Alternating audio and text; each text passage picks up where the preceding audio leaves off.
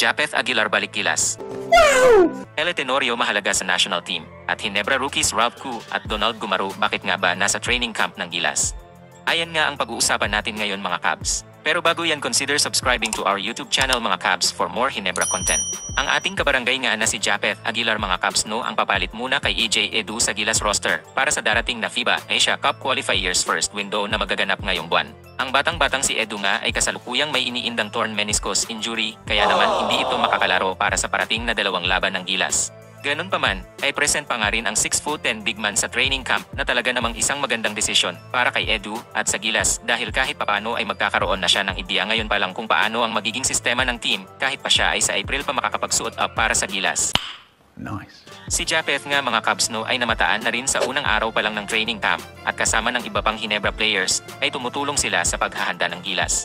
Kaya naman ang pagpili ni Coach Tim kay Japs bilang temporary replacement kay Edu mga Cubs ay hindi na naging kagulat-gulat dahil ang 6'9" veteran big man ay matagal ng mainstay ng Gilas. Naglaro na nga ito sa 3 edisyon ng World Cup at naging parte ng team na nakasungkit ng gold sa Asian Games kaya naman subok na ito sa international competition bukod pa sa alam nito ang sistemang itatakbo ng Gilas. Isa pa, si Japeth na mahusay dumipensa ay kayang lumaro ng sentro at 4 kaya naman mapapatibay nito ang ating frontline dahil nga injured itong si Edu as compare kung kukuha sila ng mas maliit na player at maaaring mangapa pa ito sa triangle offense at defensive schemes ni Coach Tim.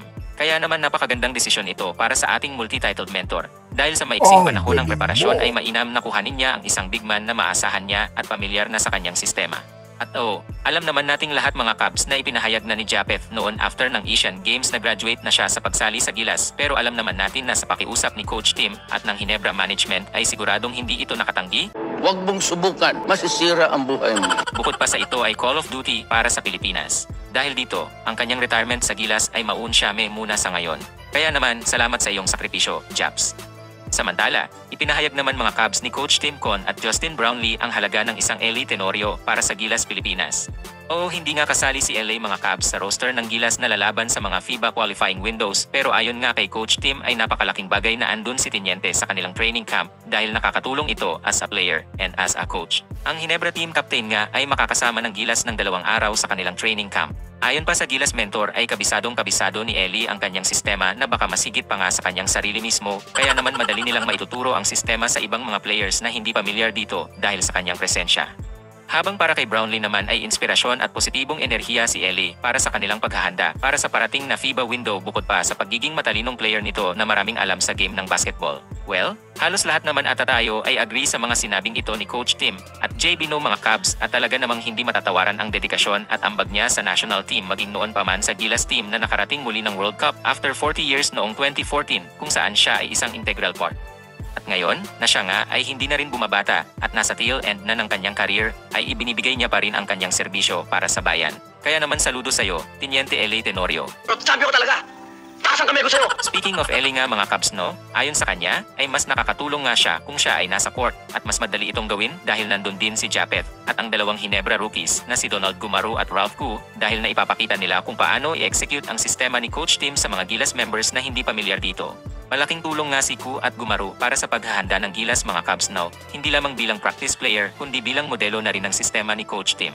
Pero bukod dito, maganda rin siguro ito mga Cubs para sa 2 young guns natin dahil nakakapagpainit sila dito habang nakabreak ang PBA, makikipagsabayan sila sa mga top players ng bansa at maaaring makakuha sila ng kumpiyansa mula rito na maaaring madala nila sa parating na Philippine Cup. Kaya naman isang win-win situation ito para sa Ginebra at Gilas. At isa itong brilliant move na naman para kay Coach Tim. Mindset ba? Mindset? Kayo mga Cubs, ano ang masasabi nyo sa ating mga tampok ngayong araw? Comment down at ipi-feature natin yan next video. Ilagay nyo rin kung gusto nyo magpa-shoutout. Heto pala ang ating mga kabarangay na nag-comment last video. Salamat sa inyong mga comments mga Cubs, keep it coming. At shoutout naman kila kabarangay Ronald Berbosidad, Brian Segala, at Rose Marie Juan ng Santa Maria, Bulacan na ngayon ay nasa Brunei. Thank you sa inyong suporta mga Cubs at God bless. If you enjoyed this video, please like, comment and subscribe mga Cubs for more Ginebra content.